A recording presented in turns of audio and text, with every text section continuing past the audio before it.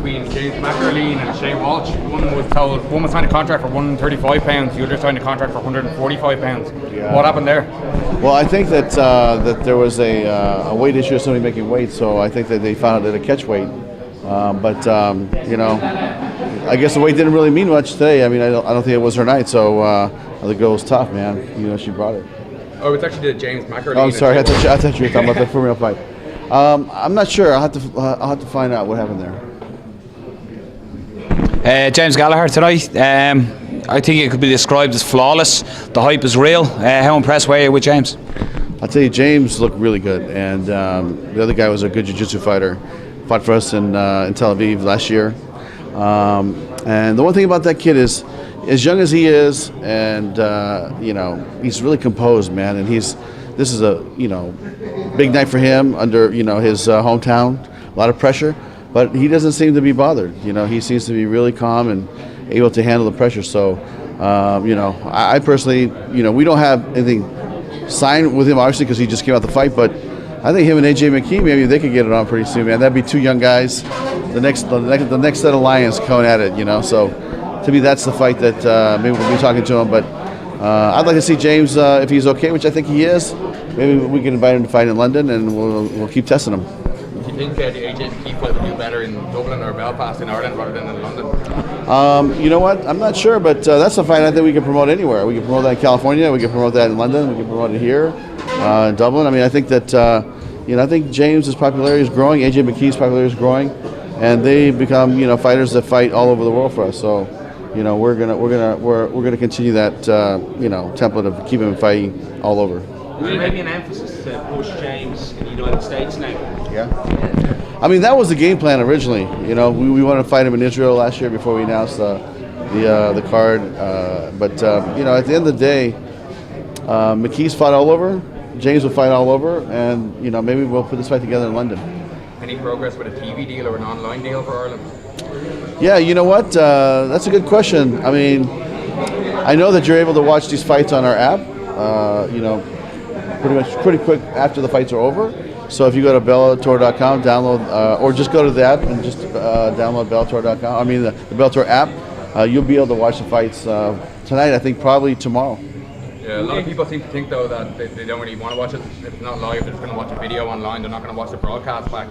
So obviously, you're with Viacom, like you have kind of connections with Spike and all Channel 5 and all. Is there any chance to get that live on for the next event? You know what? That's actually a really good question. It's something that we've been asked a lot, and it's when are these fights going to go live?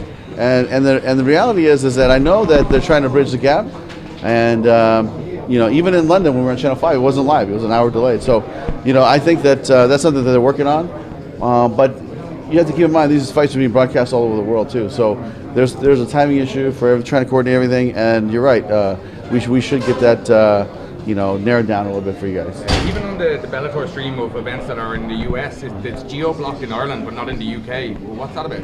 I don't know. I'm not sure. Is there any chance of getting that sort of thing for the next time? Yeah, you know what? I'm not sure why that would happen, but we'll definitely look into it for you. Any updates on Fedor and Patreon? Yes, we'll have something to announce hopefully by the end of the week, but we will be putting those guys back into the cage in sometime in May, and it'll probably be early June is what we're looking at. Is there any thought of putting Chris Fields and Lee McGeary fight back together? Yeah, definitely, but Liam is going to fight Linton Vassell in London on May 19th. So after that fight, we will put that fight together. If the AJ and James fight does get made in London, is there danger with MVP fighting with Rory and Paul Daly, and then of course Linton and Lee McGeary? Is there a danger that the James AJ fight would get lost somewhere in that mix of studded cast? You know what? I'll tell you. That is a stacked card. From top to bottom. I mean, Rory McDonald was one of the guys that we wanted to sign last year, which we were successful in signing. And the first fight I thought about putting him in was against Paul Daly, because those style mix fights, and I think that's going to be an amazing fight. And so I think that's to me that's the main event. And then who would be the second main event? I mean, it's going to be MVP, and then I think Linton Vassell and Lee McGeary will have a good shot at being right in there. But yeah, I mean, to me, it's like you get a fight like that, it's going to probably be one of the first fights of the night, and it could. But I don't think a fight where it sits can get lost. This is a performance that creates whether it gets lost or not. And if Liam does beat Linton, does that put him in line then for a shot at Phil Davis, try and regain his light heavyweight crown? I think that it definitely puts him right in there. Yeah, it puts both those guys back in there. You know, and there's no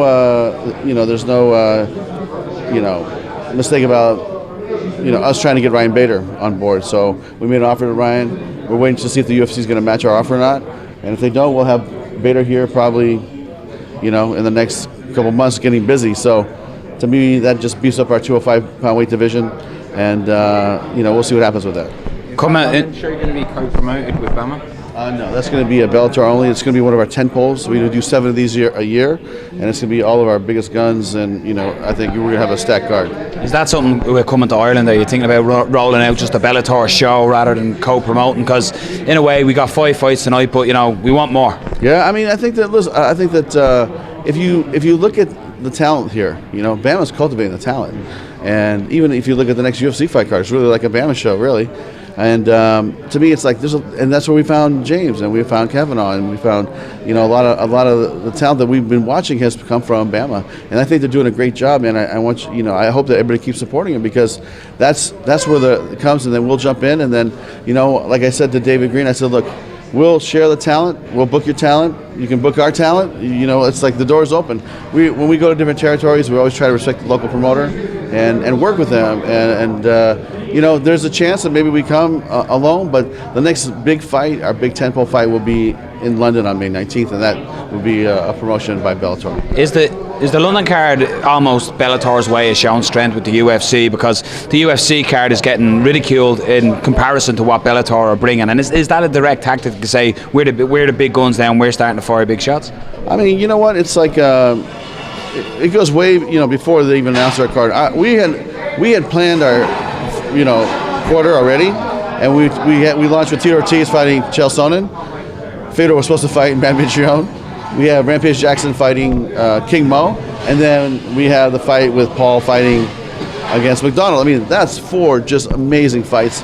And so no, there's no tit for tat. It's basically, look, we have great fighters in this organization, and I think some of our fighters can compete against anybody in the world. And we're going to come out and we're going to give the fans what they want to see. Have you got an update on Mark? 2 shows in Ireland and Northern Ireland within the space of 3 months. What's the timeline for Ireland going forward? Yeah, I know we're talking about doing something with Bama again, maybe at the end of the year in Dublin, but it's not set yet. The only focus I have right now is on the May 19th show in London. Was there anybody on the Lorenz Larkin? Yeah, you know what? We were talking to Audi, and I feel good about it. I feel good about where the negotiations are going. So hopefully you'll see Lorenz on our roster here in the next 2 months. Was there anybody on the Bama portion of the card that you're looking at and thinking we need to get him on Bellator? Yeah, maybe Paul Hughes or something like that? Yeah, you know what? I tell you, there are, the kid that won the title and the kid that lost again. I thought that was a great main event. I mean, those guys came to fight, and to me, that's all you can ask these guys. I mean, at the end of the round, what I noticed is that they both slumped over and were like done. They had left everything on the mat, and man, as a promoter, that's all you can really ask for. Scott, there was a report yesterday that you filed a lawsuit against the UFC, the promotion. I just want to get your thoughts. It was about fighter contract information and releasing information about fighter contracts. Can you shed any more light into what's going on there? Yeah, basically, there's a class action lawsuit filed against the UFC, and we kind of got drugged into it a little bit, and we're just stopping from, trying to prevent, to continue to get dragged into it, and I can't talk too much about it, but we feel like our information should be our information, and that's how we feel. Scott, have you had any update with talks with Mike Goldberg? A lot of speculation about that. Yeah, we have been talking, but I feel like we got a great team, and Sean and Jimmy do a great job. So we'll see what happens. I mean, discussions are taking place. Yeah, well, we have talked, and so we have a great team. So that's the hard part. I mean, it's not like if we were starting all over, and you have starting from scratch, then maybe you could have more flexibility. But we're trying to see if we can fit them in and get something going. But it's not imminent, and like I said, we have a great team. And is there any negotiations with Rich Story going? I believe he's a free agent as well. Not at this time, no. Well, let me rephrase that. I personally am not sure, because Rich, my matchmaker, might be doing it. So, yeah. Okay, guys. Thank you. Thanks, Scott. Thank you.